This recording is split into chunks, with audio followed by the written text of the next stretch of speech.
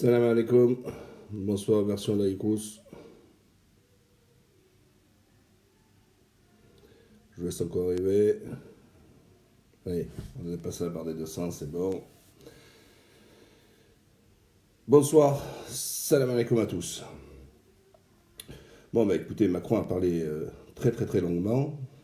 Je fais cette vidéo à chaud, on va dire, avec tout ce qu'il a dit. Et j'ai essayé de décortiquer un peu et montrer aussi l'ambivalence dans ses propos. Alors au tout début, il essaie de faire le modeste en disant on n'avait pas prévu, on avait sous-estimé le virus. Hop, premier mensonge.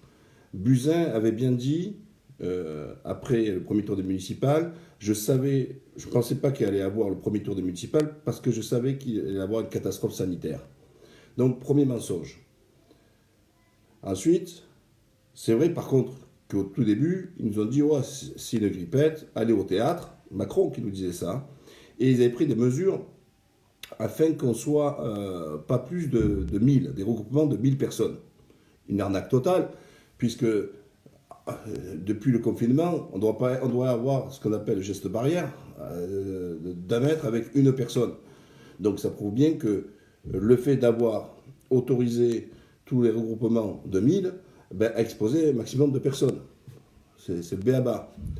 Je vous avais fait une vidéo à l'époque en vous disant, mais il est malade, regardez dans les transports en commun, les gens ils sont complètement collés. Et des fois, quand vous tenez la barre, là, les gens qui sont plus petits peuvent sentir sous les selles de la personne. Voilà, donc on a tous les éléments qui prouvent qu'entre ces premières déclarations et ce qu'il fait aujourd'hui, il y a mensonge. Deuxièmement, c'est paradoxal, il se félicite d'avoir mis la machine, tout ça en France et tout ça, etc. Mais en même temps, il reconnaît qu'ils ont fauté. Il reconnaît que on n'était pas armé face à la guerre. Mais alors, ce qui est un pur mensonge, c'est qu'il vient se retrancher en disant « Ouais, mais en fait, c'est partout pareil dans le monde. » Ben non, c'est pas pareil partout dans le monde. Je vous en ai fait la preuve, et ça a quand même fait des millions de vues, que nous, en Turquie, on a les masques, on a les tests, et on a les machines d'oxygène pour les lits en réanimation, alors que la France ne l'avait pas. Voilà. Par contre, il a reconnu que nous n'avons pas de masques, et que maintenant on va les fournir. Mais souvenez-vous, sa première intervention, il y a à peu près 2 semaines, 3 semaines, ouais, moi je ne me rappelle plus, et que le ministre de l'Intérieur, le sous-secrétaire à Castaner, Nunez, sur France 2, et quand on l'interpelle qu'il n'y a pas de masque, il a dit non, on a des masques, on a des masques. Qu'est-ce qu'il nous a dit le ministre de la Santé? Nous avons 1 milliard de masques, et il n'y a pas de problème de masques.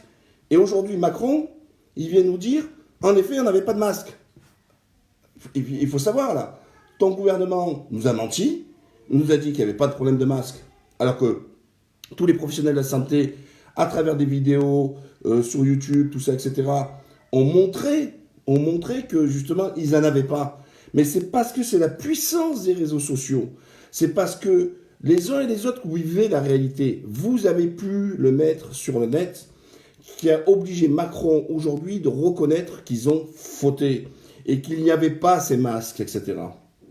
Il nous dit que maintenant, oh ben, on n'a pas de problème, on va construire, on va avoir 10 000 appareils, là, maintenant, pour les lits respiratoires. Alors qu'actuellement, on est au plein, on est à 7 000, on a déjà débordé. Et c'est encore un moyen de nous dire, on n'avait pas. Et il nous dit que la demande, elle est mondiale. Mais c'est vrai que la demande, elle est mondiale aujourd'hui. Mais pourquoi ça se fait qu'il y a des pays qui n'ont pas de problème de matériel et des pays qui n'ont pas de problème de matériel? Pourquoi nous, par exemple, en Turquie, on est capable d'équiper une population de 80 millions d'habitants, plus 4 millions de réfugiés, plus des étrangers, et en France, on n'est même pas capable de filer des masques et des protections pour le corps médical. Voilà. Donc Macron t'a menti. Oui, il y a des pays qui réussissent. Ensuite, tu es en train de nous dire, bon, allez, on va jusqu'au 11 mai, vous allez rester au piquet, enfermé. Allez, 11 mai. Très bien. Tu nous donnes le 11 mai. Mais pourquoi? Parce qu'il dit qu'ensuite, ils seront obligés de faire des tests. Et qu'est-ce qu'il fait encore comme erreur? Parce qu'on n'a toujours pas les moyens. Il dit on ne va pas tester tout le monde. On fera des tests seulement à ceux on estime qu'ils ont les symptômes. Mais pourquoi c'est pas fait aujourd'hui? Et il y en a qui disent, mais s'il y a certains qui pensent qu'ils ont les symptômes, on ne le fait pas aujourd'hui. Et donc il faudra attendre simplement et dire on ne va pas tester tout le monde. Ben oui, mais justement, mais c'est ça qu'il faut faire. C'est tester un maximum de gens. Parce que comment on peut aller déconfiner s'il y a des porteurs, s'il y a des gens qui sont porteurs sains qui ne le savent même pas? Parce qu'il nous a seulement parlé de ceux qui sont porteurs avec des signes cliniques. C'est-à-dire, genre, ils réagissent, l'histoire de respiration, perte du goût, etc. Mais le danger, c'est tous les gens qui sont porteurs du virus qui ne le savent pas. Eh oui! Et ça, c'est dramatique. Ça veut dire qu'il nous annonce là, et attendez, il nous dit, après le 11 mai, on aura, donc ça confirme ce qu'on avait dit avant, qu'ils avaient deux, qui commandaient les tests. Mais ils sont où ces tests? On ne les a pas. Vous savez, l'Allemagne, combien elle teste? Par semaine. 500 000 personnes par semaine. Et elle ne se demande pas de dire, oh, est-ce qu'il a des symptômes? Est-ce qu'il arrive à respirer? Est-ce qu'il arrive... Non, non, non. Elle teste massivement. Et on ne pourra déconfiner que si on teste un maximum. Il faut cibler des secteurs et aller tester. Dès que tu as le virus, allez, en quarantaine. Bam, bam, bam. Mais là, quid? Il ne nous a pas parlé de ça. Parce que celui qui a le virus, il ne va pas retourner à la maison quand même. Donc ça veut dire que le mec qui a le virus va à la maison, femme, enfant, tout ça et compagnie. Non, non, non. Ou c'est l'inverse, ou le mari et compagnie. Ben non. Il fallait nous dire un grand plan en disant justement, ceux qui sont porteurs, testez massivement. Ça, c'était la vraie réponse. Ceux qui sont porteurs du virus, dans les hôtels, dans n'importe quoi, ça se fait en Espagne, ça se fait ailleurs, ou en Turquie, il y a 80 000 lits qui sont prévus. Tu mets les gens dans un endroit, ils ne bougent pas. Tu leur amènes à manger, tu leur amènes à boire, ils s'occupent de tout, le divertissement, etc., télévision, ce que tu veux, et ils ne bougent pas. C'est comme ça qu'il faut faire. Or non, il est en train de nous dire, ah alors attendez, j'ai failli pleurer, vous voyez, les pauvres dans les quartiers, les gens qui n'ont pas d'informatique, ils sont obligés de reprendre l'école. Mais il n'y a pas pire que les minots. En Turquie, les moins de 20 ans, interdiction de sortir. C'est clair, net et précis. Pourquoi? Parce que pour les jeunes, ils sont plus tendance dehors. Les gamins, un gamin de 8 ans, un gamin de 10 ans, il se chamaille. Vous croyez qu'il va se dire, oui, moi, je les gestes barrières? Il va y penser une demi-heure, il va y penser 45 minutes. J'étais enseignant à une époque quand même. J'étais prof de judo, je sais ce que c'est les gamins. Il faut les tenir, les gamins. Les gamins, ils ne respectent pas tout.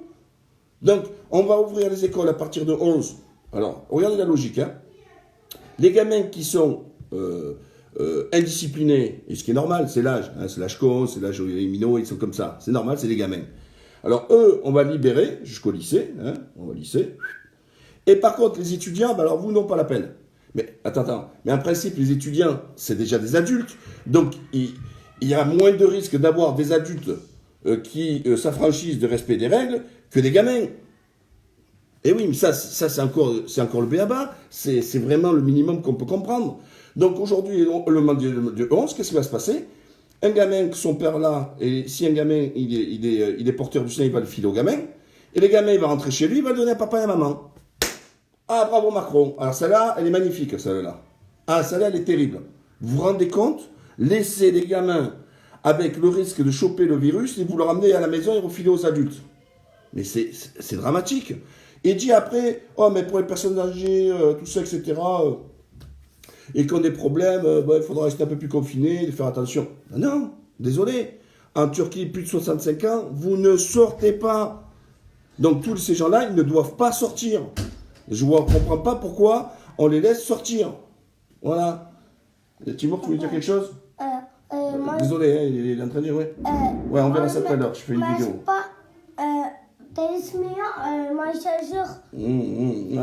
Ok, on verra tout à l'heure. Allez, tout à l'heure, Timur. On va voir. Donc, ensuite, là, on a parti sur la partie médicale, donc il reconnaît tout l'inverse de d'avant. J'ai pas de matos, j'ai pas de... mais on a fait les efforts et tout ça, etc. On est en train de construire. Et il nous parle justement qu'il ne sait pas la date après pour pouvoir agir et compagnie. Mais par contre, il est capable de nous donner la date du 11 mai. Voilà. 11 mai, je ne sais pas pourquoi pas le 12 mai, je ne sais pas pourquoi le 10 mai. Mais en gros, on va encore changer de méthode. Donc, Je viens de vous dire les premiers risques qui vont être faits là-dessus. Ensuite, il dit quoi? Ah ben ça y est, on va voir la commande, il travaille d'arrache-pied, et on va voir les masques. Ben, avant, l'autre, il a dit qu'il n'y avait pas de souci, on allait en avoir 1 milliard, on n'en a pas vu la couleur. Et là, tu es en train de nous dire qu'on va avoir des masques. Mais alors, il y a les masques spéciaux pour le peuple, donc c'est-à-dire légers, et puis les masques spéciaux pour le personnel de santé, et c'est les commis qui iraient les distribuer. Ok, très bien. Mode d'emploi, parce que tu es en train de nous dire que justement, on n'arrive pas à les importer. Et la cadence qu'il est en train d'annoncer, c'est pas suffisant. Donc, il vient abonder que le masque est important à la sortie. Mais je crois qu'il y a un mois en arrière, on a dit que c'était pas important, les masques. NGI, là, sa porte-parole, elle disait non, mais les Français, ça sert à rien de leur donner un masque, ils ne savent pas porter un masque. Il faut que c'est technique de porter un masque, il faut leur donner des cours. Donc, alors Macron, ils sont où les cours pour porter un masque? Parce qu'il paraît qu'il faut avoir un diplôme pour monter un masque. Et la deuxième chose, c'est pourquoi, jusqu'à maintenant, tu es en train de nous dire non, pas de masque, et aujourd'hui, tu nous dis que les gens devront sortir avec un masque, et que ça va être organisé par les communes. Tout est paradoxal.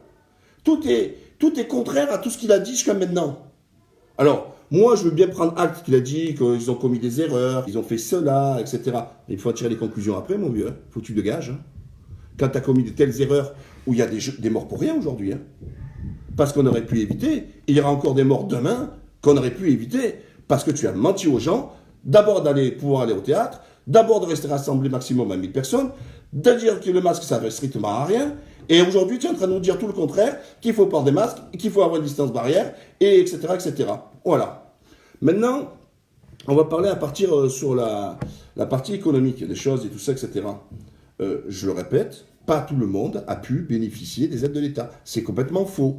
J'ai plein de copains qui sont en métropole ou en outre-mer, quelqu'un qui a des sandwicheries, des choses comme ça, ben, ils ont pas touché le pognon.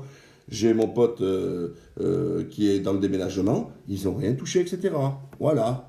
Ensuite, il y a des gens qui sont dans le corps de métier, on dit « Ah mais non, vous n'avez pas besoin, vous pouvez aller travailler. » Ouais, mais attends. Alors, tu as l'employeur, il te dit « Non, on ne te paye pas, pas de chômage partiel, rien du tout.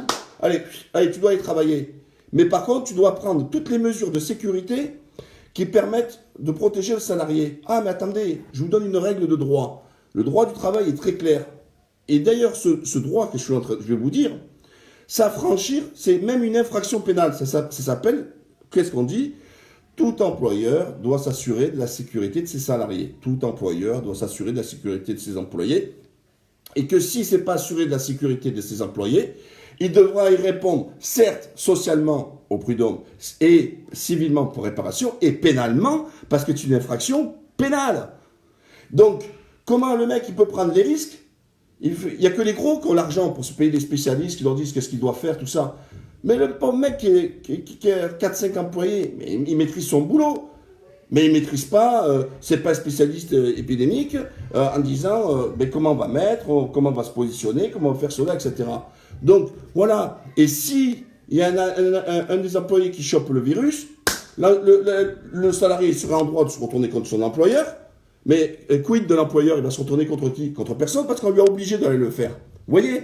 Donc on ne peut pas dire en même temps, les employeurs sont tenus de s'assurer de la sécurité de ses salariés, et en même temps, ne pas lui donner les outils pour pouvoir s'assurer de la sécurité de ses salariés. Voilà, encore un autre problème. Ensuite, les masques, ils vont les inventer où, les gens? Parce que l'État, il a reconnu, ils réquisitionnent tous les masques, priorité pour ceux qui sont dans le milieu hospitalier. Dont acte, il n'y a pas de souci. Mais alors, comment il va faire, lui, alors s'il n'a pas arrivé à avoir des masques? Il va mettre des chaussettes, il va mettre des slips, tous les tutos que je vois sur Internet, mais il est malade ou quoi? Maintenant, sur la partie qui veut voir un nouveau monde, tout ça, etc., il s'est félicité, comme je vous avais prévenu, il s'est félicité que l'Europe n'a rien fait du tout, hein, ça c'est encore un coup de cutchy, il n'y en a pas assez, du tout, hein, déjà, et ça va faire des gros dégâts. Carton rouge, il y a déjà des grosses boîtes, qu'est-ce qu'ils font? Et ils commencent à préparer des plans de licenciement. C'était la meilleure aubaine qui pouvait arriver pour ces entreprises, c'était se servir du virus pour aller encore liquider, encore nettoyer. Et donc, il nous a dit qu'il voulait changer, augmenter les salaires. Attends, les mecs, ça fait 1 an et demi qu'ils marchaient tous les samedis, là, les gilets jaunes. Les Français, ça fait un moment qu'ils gueulent sur le pouvoir d'achat. Et maintenant, on est en train de reconnaître justement que les gens ne sont pas assez bien payés. et qu'il fallait penser à notre monde, dont acte, et tout ça, etc. Ok, je lui donne le crédit. Il a vu la Vierge Marie, et puis il a été éclairé, et c'est devenu Mère Teresa. Le mode d'emploi. Hier, il n'y avait pas de pognon, parce que tu disais que tu ne pouvais pas augmenter les salaires. Le SMIC n'a jamais été augmenté. Il n'a pas été augmenté, le SMIC, hein. C'est une prime. Hein. Le SMIC n'a pas été... Le GIL, le gel de l'indice des fonctionnaires, ça fait 5-6 ans qu'il est gelé, il n'a pas été augmenté. D'accord? Par contre, la CSG, le mensonge qui avait été pris en disant au sacrifice qui avait été fait aux retraités en échange, ils auraient une réévaluation de leur pension de retraite à la hauteur de l'inflation. Or, ça a été gelé pendant 2 ans, il n'y a pas eu le gel. Un petit peu 0,3 quand une inflation est à 1,6, et après de se dire ah ben seulement pour les salaires, pour les pensions qui sont de moins de 1500 balles, etc. Donc après il fait encore un peu de rustine.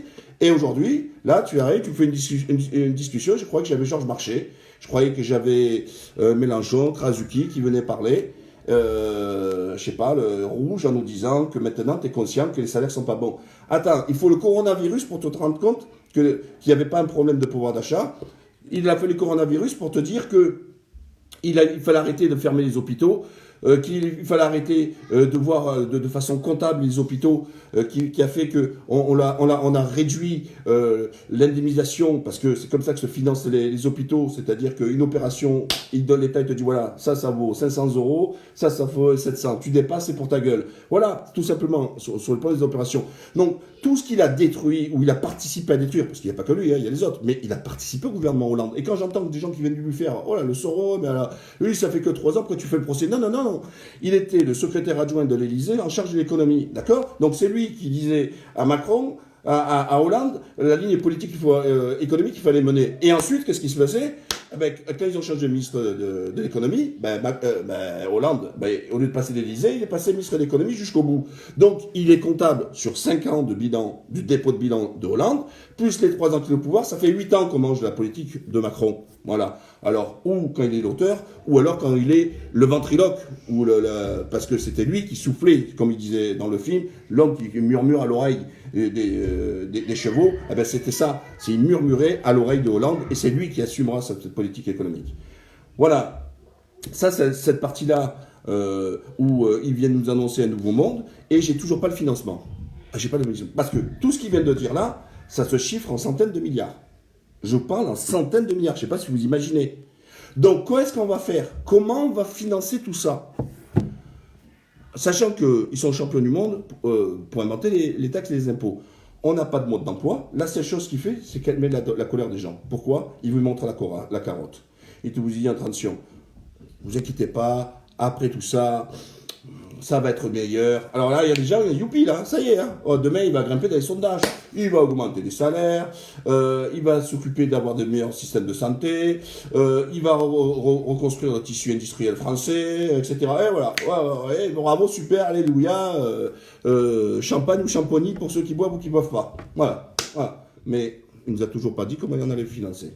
Je vous rappelle encore que ils étaient encore en train de gratter pour gratter 100 millions d'euros les APL, 100 millions, vous voyez, je ne parle pas de 100 milliards, de 100 millions, c'est rien du tout.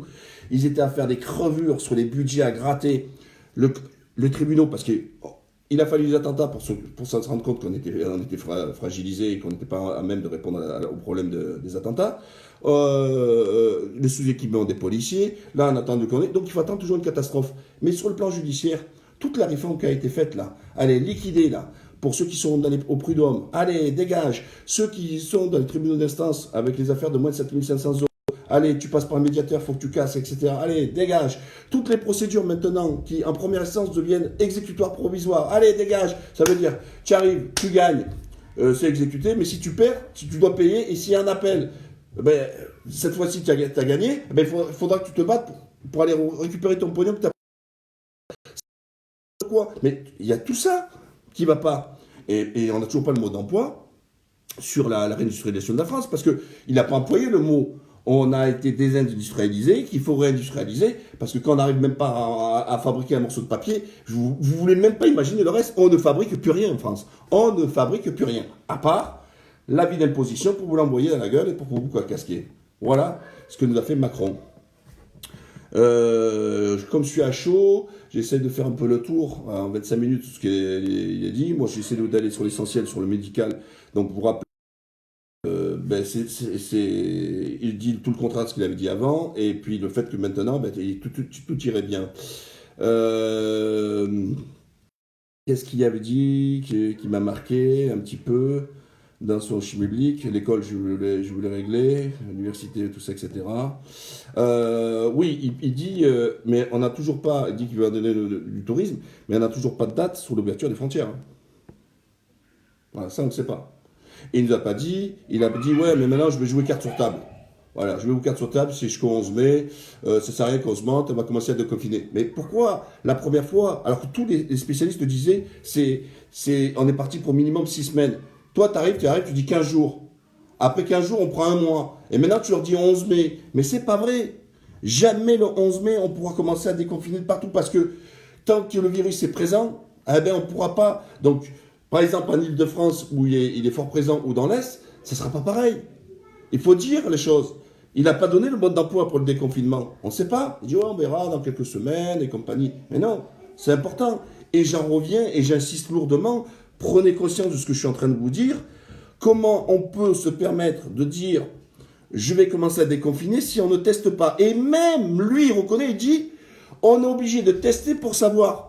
Mais il ne va pas au bout. Il dit, on teste que sur le symptôme. Et on ne va pas aller comment vous dire, seulement des gens qui sont malades. Mais rappelez-vous les premiers temps, quand le coronavirus est venu, parce qu'on n'avait pas de test, qu'est-ce qu'il avait dit? Il a dit non, la France ne choisit pas la politique du test, comme fait l'Allemagne. Ben, parce que l'Allemagne, elle fabrique des tests, la France ne fabrique pas des tests. Et aujourd'hui, il est en train de nous dire que les tests, c'est important. Vous voyez, encore un autre paradoxe. Ouais. Alors, tout ce qu'il nous avait dit avant, il faut effacer, l'ardoise, hop, on envoie. Ce serait bien, ceux qui ont des vidéos, vous savez faire les montages, prenez tout ce qu'il disait et tout ce qu'il dit là. Et vous allez voir un peu les contradictions. On a l'impression qu'il est schizophrène. Donc, quid, qu'il faut croire? Voilà. Donc, moi, je suis très pessimiste sur la sortie en France parce qu'il n'a toujours pas compris qu'il faut du test de masse, ou alors c'est parce qu'il ne veut pas dire la vérité.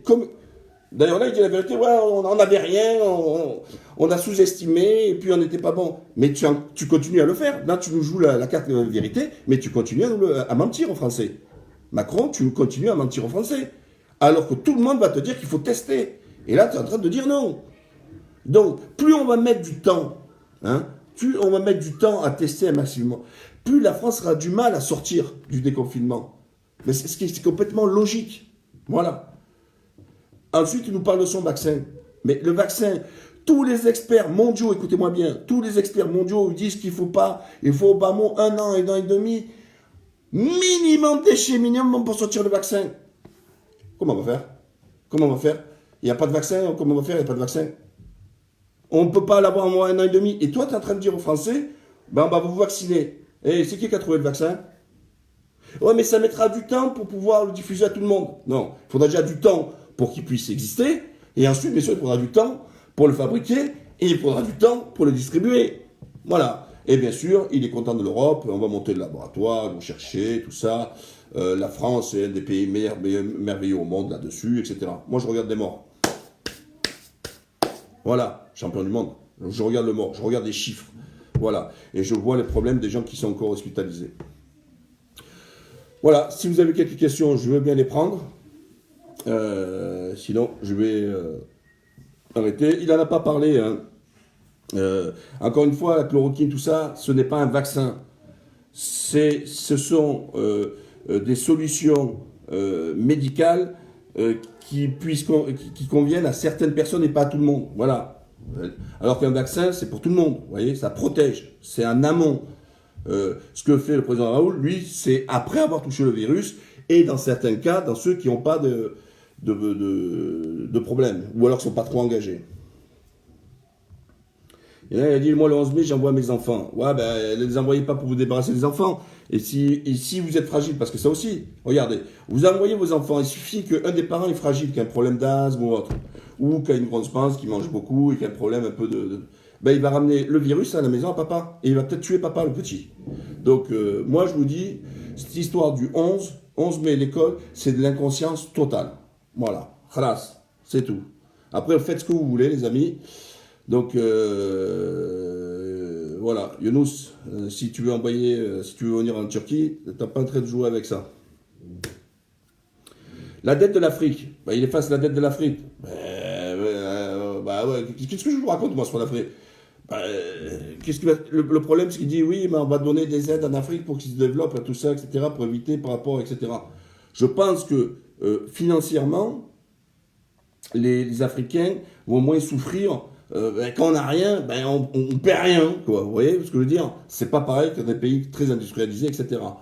Le continent africain, c'est maintenant qu'on se réveille pour dire ce qu'il faut donner pour qu'il se développe ou pour le soigner. Mais on meurt encore de maladies pour lesquelles nous avons des vaccins, nous, dans les pays occidentaux. Hein. Et il y a encore eu des morts là, d'Ebola là, en Afrique, là, au Congo, là, aujourd'hui. Mais ça veut dire que quand il mourait hier d'Ebola et toutes les autres maladies, on n'en avait strictement rien à foutre. Là, il y a le coronavirus, voilà, ça y est, on devient généreux, il faut aider les Africains, on découvre qu'ils existent. Bah, putain, on a attendu pour comprendre qu'il fallait s'occuper un peu des Africains. Mais les Africains ne meurent pas que de cette maladie, hein. Ils meurent d'autres maladies, et pour lesquelles nous avons les outils médicaux pour pouvoir les soigner, mais on ne le fait pas parce que ça a un coût, et que les vaccins et tous les produits médicaux, bah, c'est dans le privé. Parce que ça aurait été une piste. Parce que je trouve anormal, moi, que les politiques ont abandonné la recherche à des fins publiques, c'est-à-dire de soi-même dire qu'est-ce que je veux pour soigner quelle maladie, etc., et laisser que les laboratoires diriger. Non, il aurait fallu justement faire en sorte de distinguer la production des médicaments et puis, de l'autre côté, trouver les remèdes. Voilà. Tu me parles de septembre pour l'école. Septembre pour l'école, il a dit c'est seulement pour les universitaires, pas pour les gamins. Les gamins, il a dit le 11 mai, ils vont commencer. Et en plus, les enseignants, ils vont les exposer encore dans ce truc. Mais, t'as un gamin, tu vas faire comment? Il faut les désinfecter. Les gamins vont arriver. D'accord? Ils touchent la table, ils touchent ce truc, ils vont au tableau faire un truc. Mais comment ils vont faire à la récréation? Ils vont rester tous les gamins à 1 mètre l'un de l'autre? Non, moi je suis en geste barrière, etc. Ça cavale dans tous les sens. Ça touche les murs. Ça touche la rambarde pour aller monter à l'étage, etc. Merde, putain, mais c'est incroyable, quoi. Et il n'a pas pensé à ça. Il aurait fallu plutôt aider les familles modestes et qui ont des difficultés à la maison. Voilà, avec des mesures bien précises, ou comme certains donnent des ordinateurs, etc. Bref, il y avait d'autres solutions que ramasser tous les gamins là-dessus. Pour moi, c'est une erreur monumentale. Voilà. Est-ce qu'il y a d'autres questions? Voilà. Faites ce que vous voulez, mais pour les gamins, pour moi, dans tout ce qu'il a dit, c'était le plus important. C'est votre santé. Voilà, point barre. Les minots, il ne faut pas les envoyer. Et attendez, les policiers, là. Ah, vous vous rendez compte des policiers qui se battaient depuis des semaines pour avoir les masques. Donc maintenant, ils vont pouvoir avoir des masques. Parce qu'il y a des policiers qui ont chopé le virus quand ils font des contrôles, mais il y a aussi des policiers qui ont filé le virus à des gens qui sont contrôlés. Ah oui. Mais moi, je vous dis, tout ça, à un moment donné, l'addition, il faudrait qu'il la paye. Parce que on aurait pu éviter des morts, on aurait pu éviter des gens qui sont hospitalisés en situation dramatique aujourd'hui. On sort de confinement pour courir à l'école. Ben, voilà, ça c'est une bonne réflexion. Pourquoi le 11 mai, on ouvrait l'école, et pourquoi on ne les ouvre pas maintenant, et pourquoi on ne les a pas ouverts avant? Pourquoi le 11 mai c'est bon? C'est ça que j'arrive pas à comprendre. Pourquoi le 11 mai c'est bon? Et c'est pas bon aujourd'hui, c'était pas bon hier. Le 11 mai, le virus, il a signé un contrat avec Macron, il a fait un compromis, il a dit moi le 11 mai je disparais, je m'en vais. Et en plus, il ne précise pas géographiquement. C'est vrai qu'il y a des territoires qui sont moins touchés. Très bien, et tant mieux. Donc toute la France, vous voyez, c'est le truc jacobin. La même mesure pour toute la France. Mais non. S'il y a des endroits où on est sûr, où le virus a disparu, etc., ben ok, tu déconfines pour les gamins pour aller à l'école. Mais pas dans les endroits, il me dit dans les endroits populaires. Allez dans le 93, c'est là où il y a le plus de morts, c'est là où il y a le plus de cas. Le 93. Et pourtant, c'est là où il y a les plus modestes de France, c'est le département le plus pauvre de France. Ouais, je peux pas faire mieux. Donc c'est là-bas qu'il va déconfiner. Il va les laisser aller à l'école. Les plus pauvres qui parlent, ils sont en Seine-Saint-Denis, notamment. Vous voyez? Et puis ils vont aller à l'école. Non mais ça tient pas la route. Alors je sais pas, j'ai pas encore regardé. Je vais regarder après la télé, voir un peu certaines réactions, je vais voir un peu les professionnels et tout. Et puis voilà. Voilà, très important, passez-le vous le mot. Si vous voulez partager la vidéo, vous pouvez la partager, c'est pas un problème. Mais c'est très important, c'est penser aux enfants. Voilà, écoutez ce que je vous dis sur les enfants. Il n'y a rien de logique dans cette histoire. Il n'y a strictement rien de logique. Ok? Et puis, l'histoire d'économie, tout ça, on verra plus tard. Mais la priorité, c'est la santé. Et là, il se fout de la gueule du monde.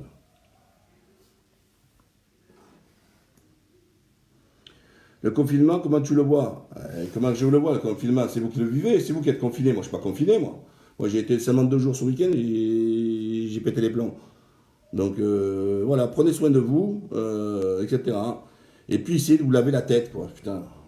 Lavez-vous la tête, prenez du plaisir, rigolez, déconnez un peu. Voilà, hein, ça c'est important, bien vivre. Et il va y avoir le ramadan. Donc, c'est tout ce que je vous avais dit. Le ramadan, plein pot comment vous dire, pendant le confinement. Ben écoutez, ça permettra à ceux qui avaient l'habitude, je parle bien sûr ceux qui ne travaillent pas, qui sont confinés, ben, de passer un ramadan tranquille, apaisé, etc. Faites vos prières, tapez-vous des bonnes séries, des bons trucs, régalez-vous sur les séries, et, un bon ftar le soir, etc. En famille. Et puis voilà, au moins je pense que avoir le ramadan sous ce mois-là, c'est limite une chance. Vous voyez, c'est limite une chance parce que, voilà, hein, c'est quand même bien mieux, je trouve. Et puis un peu la foi, ça vous donne plus fort. Parce que c'est ça la force que vous avez. C'est que celui qui croit, eh ben, il a le cœur qui est apaisé. Et que celui qui ne croit pas, eh ben, il s'accroche aux paroles de Macron. Mais celui qui a la foi, pendant cette période de Ramadan, sachant qu'on sait qu'il ne faut pas s'énerver, on sait qu'il ne faut pas, etc.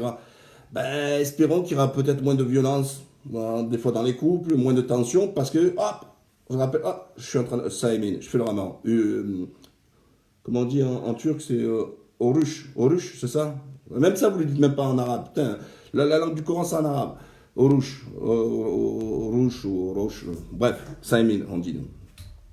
Donc, c'est un bon moment, parce que ça demande de se ressaisir, ça permet de faire en sorte de maîtriser ses nerfs. Bon, voilà. Et comme c'est des moments difficiles que vous allez passer, ben, vaut mieux faire encore Alors attention, parce que là, ils vont peut-être couper ce que je suis en train de dire et tout. Ah, le djihad. Oui, le djihad, c'est la résistance. Et la résistance, c'est sur soi. Le djihad, c'est pas les tuer. La résistance, c'est sur soi. Le ramadan, c'est un djihad. Résister à la faim, à la soif, à dire des bêtises, à insulter, à faire du mal, à mentir et à blesser les autres. C'est ça, voilà. Un gros djihad intérieur, etc. Voilà. Parce qu'il y en a qui sont malins, ils sont capables de dire, couper, dire, ouais, il y a du djihad, et puis les mecs, ils vont me dire que je suis un terroriste après. Et comment ça. Voilà, Ourouche. Voilà, c'est ce que j'ai dit, monsieur Younous, je ne me suis pas trompé. Les amis, à la prochaine. La bise à tous, sauf pour les hommes. Sauf pour les hommes. J'ai pas mangé de la gamelle, je suis pas fashion, les gars, je suis en Turquie, je vous l'ai dit, moi je suis pas fashion, moi. Voilà, et espérons que la Gay Pride aura lieu.